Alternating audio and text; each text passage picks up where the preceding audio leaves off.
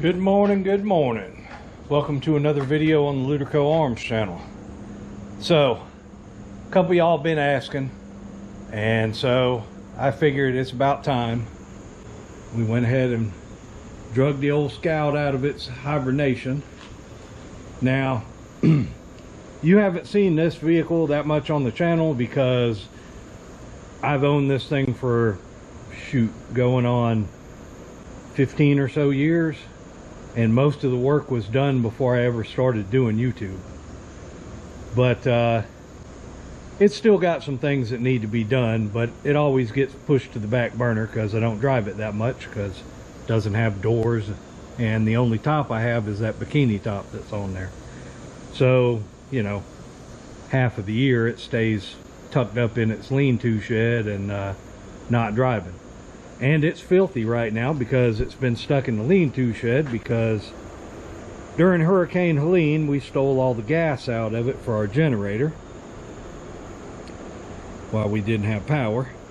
And then once I put gas back in it, I drove it to work one day and the fuel pump quit running.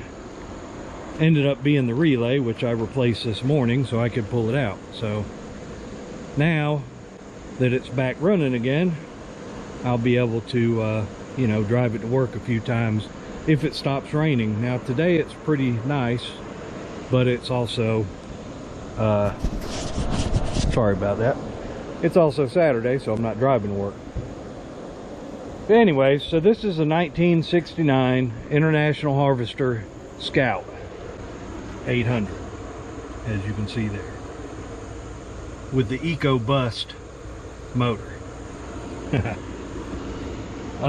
I bought this thing about 15 years ago, and I bought it from a guy in North Carolina, and I drove up there. At the time I had a S10, and I drugged this thing back to my house on a tow dolly behind the S10.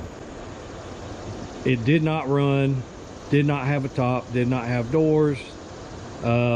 It had probably a foot of leaves in the back of it, all in the floorboards. It was in bad shape, and I paid way too much money for it. But this is the second Scout I've owned and the second of the old body style, and I wanted another one, and they're just not that common around here, so I jumped on it and stupidly, because I wanted it, spent way too much money. So the body on this thing is about 2/3 International Harvester steel and about 1/3 Bondo, and I'm not even exaggerating. It may be more than 1/3. It is a lot of Bondo. The body is in terrible shape, which is why I don't bother getting it painted or anything like that. I drive it and have fun. It's fun to drive, and it drives like a champ, but the body is not in great shape. So when I brought this thing home, the previous owner thought himself building a rock crawler, and he had taken, this thing came from the factory. You can see the V right here on the fender. That denotes a factory V8 Scout, but this came from the factory with a 304 in it, and the previous owner had taken the 304 out of it and put in a 345 that, from what he told me, came out of a school bus. Some of the later Scouts, the Scout 2s, had 345s in them from the factory, but the 800s didn't. And he had put a propane system on it, on the carburetor, and like I said, it didn't run when I got it, and hadn't run in years and years. It had been sitting in his yard. So he had acquired a set of Dana 44s axles off of a 1978 Scout 2, and he had put them on this Scout. But the problem, he tried to use the springs off of the Scout 2, which are much longer than the springs on an 800. And so when I bought this thing and drug it home, these front springs stuck all the way out here, and they had super long shackles at an angle like this, and the front of the frame was sitting on the springs. It was terrible. I had to take all of that apart. I purchased the correct Scout 800 springs, which are skinnier and not as long, and new shackles and everything, and rebuilt all of that, new bushings, the whole 9 yards. Got the front end back in shape, and the rear end as well. And he had done a spring over axle lift on it. So from the factory, the axles on this 800 sit above the spring, and at this point they're below the spring. So that had caused all kinds of steering issues that I had to correct. So I spent a lot of time undoing what the previous owner had done. When I brought this home, it had no electrical system in it whatsoever. He had stripped every bit of wire out of this vehicle. All the gauges were gone. None of the lights were hooked up. There was no wiring harness at all. So I basically wired the whole thing, rewired it, and so yeah, there's been a lot of work done to this. So there's not a lot of 1969 International left here. But we'll go through. I'll show you what all I have done to this thing. So I guess we'll start from the bottom and work up, and then maybe front to back, I don't know. So the axles, like I said, they are Dana 44s that came out of a 78 Scout. I put new gears and bearings in them, so it's got 411 gears now. Manual locking hubs. Now these are the International Harvester automatic locking hubs, but you can take them apart and convert them over to manual locking hubs, which is what I have done. They're manual locking hubs now. So yeah, Dana 44s front and rear, 411 gears. There's an Aussie locker in the rear axle, and that's it for the axle mods. There's obviously new axles all the way around, chrome moly axles. Brakes. The front brakes are off of the 1978 Scout that the axle came from, so they're discs. They're a Bendix disc brake system. And the rear axle's been converted over to discs using a hot rod conversion kit and Cadillac Eldorado calipers with they have the lever on them so it has the parking brake built into them instead of having it. Y'all hold on a second, I gotta undo this hood. So then from the factory, oh, hold on again.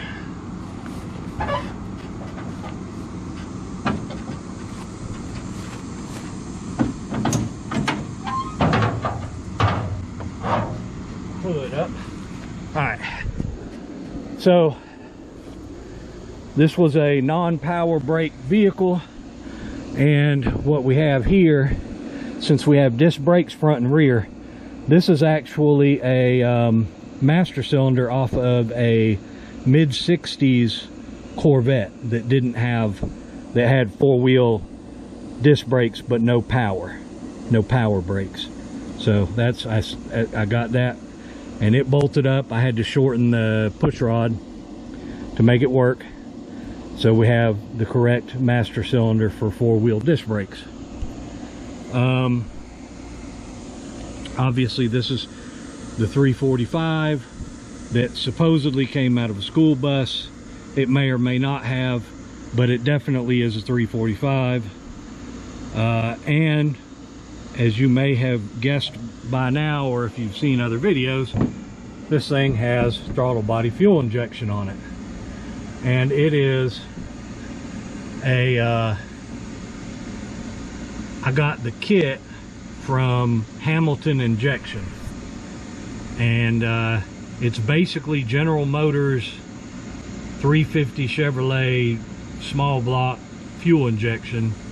You can see we've got an adapter plate here between the throttle body and the manifold to adapt the GM throttle body to the International manifold. You can see back there we've got the vacuum sensor.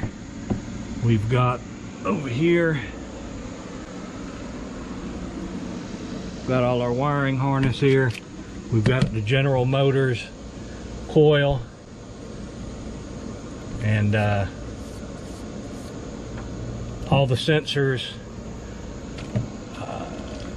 This is a Holley distributor. So these came from the factory with a couple of different distributors. This one happened to have a Holley, and Hamilton Fuel Injection will gut that and replace the guts so that it is now an electronic, there's no points. It's an it works off, the computer controls it. So you got in the glove box, I've got a GM fuel injection computer. Now the see, there's my OBD2 plug right there, so I can, or OBD plug, that's not the 2. So you can plug a scanner into it, and there's also a check engine light in there. And then I got the relays and the fuses for the fuel injection mounted right here. So for the fuel pump I'm using, it's a it came off of a Ford Econoline van. It's an external fuel pump, inline fuel pump, electric. So yeah, it's now Mr. Hamilton, it's Bill Hamilton. He owns Hamilton Injection that builds these kits for the Internationals, and he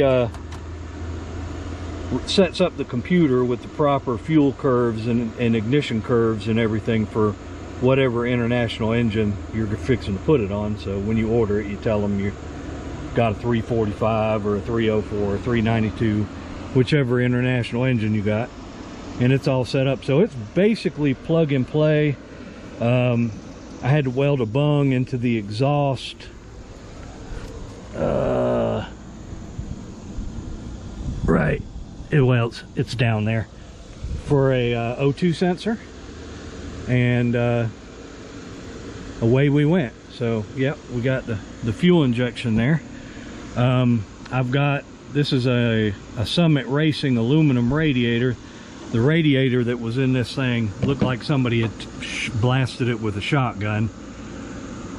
And at the time, they didn't make replacement radiators for the 800s. You couldn't get one.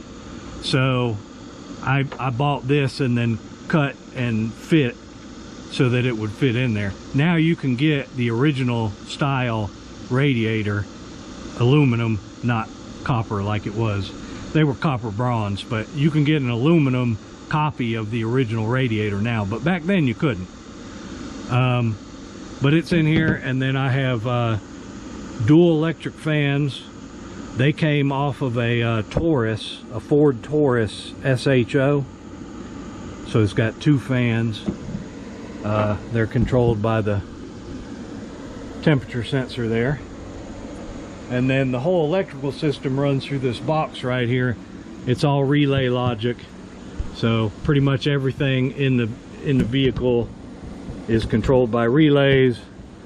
I put in a I believe it's 150 amp alternator, and that's what this breaker, resettable breaker, is for. So yeah, we got plenty of juice to run everything. Let's see what else. So in the dash is pretty much all aftermarket gauges. I've got a tachometer where the speedometer normally would be, because like I said, none of these gauges were here when I bought this.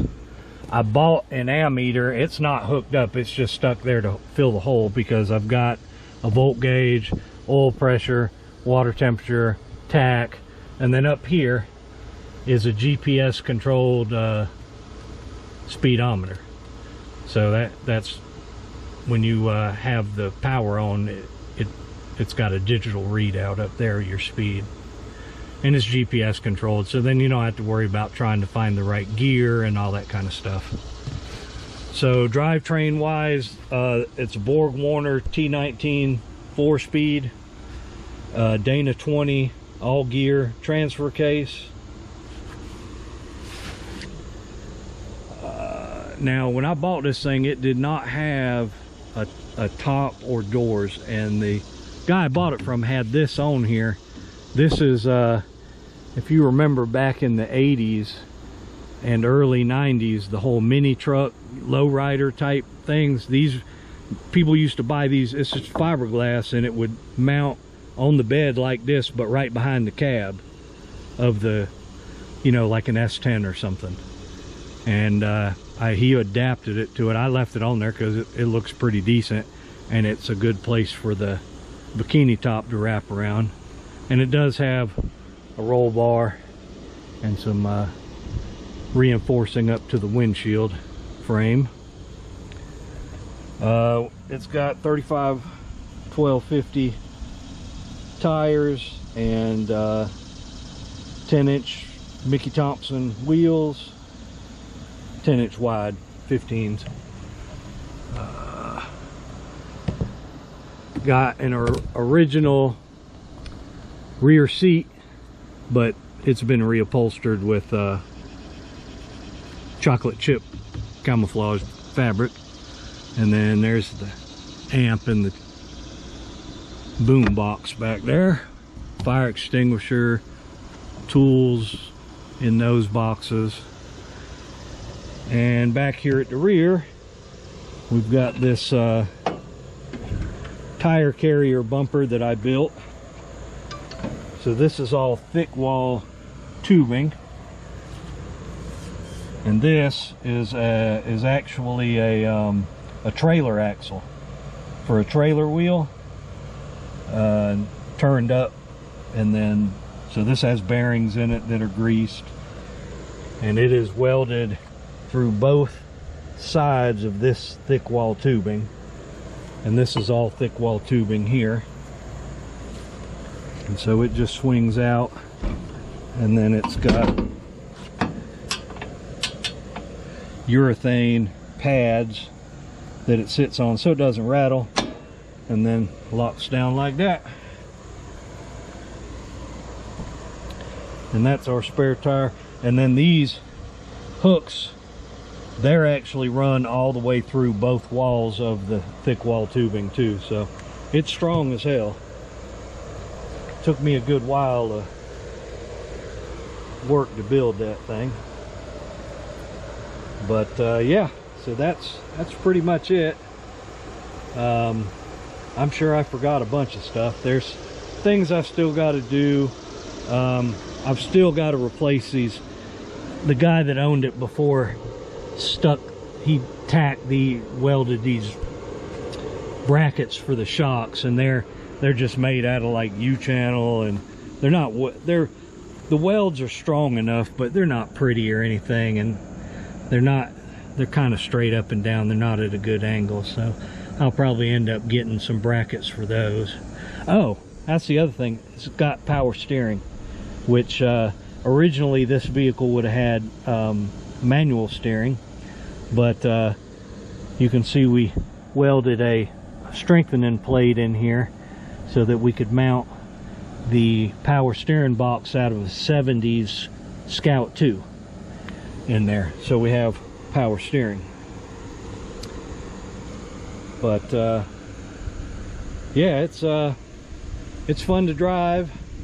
And after I, like I said, had to redo all the suspension and stuff, but you can drive down the highway at 65 miles an hour at about 2,500 RPM or so. One hand on the wheel and not have to worry about wandering or getting jerked off the highway. It drives like a car, basically. It's pretty good. So I know some of y'all. Oh, and then this these are actually the covers that go on the bed rails on a Ford pickup truck from the 90s. I got them at the wrecking yard, and the reason they're on there is because when I brought this thing home, the top rails here were all cracked in between all the bolts that would hold where the top would be held on if it had a top. And so I welded all that up, but I didn't want to repaint the thing, so I just bolted those on there, give it a little different look. You can see right here some of the Bondos starting to come out because this is a Bondo bucket. But like I said, I don't care. I wanted an old body style, and that's what I got. So that's basically it. If you got any questions or you want to know more about anything on it, let me know. Like I said, eventually we will get around to redoing those shock mounts for the front. And it's got a 30-gallon tank too. I forgot to say that. It's got a 30-gallon fuel tank. I don't know where it came from. It was already on it when I bought it, but it's not the original fuel tank. The original fuel tanks would have been mounted inside of here with the fuel cap right here, but he has covered that up on both sides. It would have had a tank on each side right here, saddle tanks, and instead we have a big fuel tank up underneath there and a fuel filler here, which you have to put fuel in about half. You can't hold it all the way, you got to hold it about halfway, or else it cuts itself off all the time. But that's neither here nor there. That's basically it. Oh, and every time I look I see something else. The seats, these seats came out of a Pontiac Sunbird. I picked them up at the wrecking yard. They've got good bolstering when you sit back on it, and picked those seats up at the wrecking yard and then welded together brackets so that they would mount.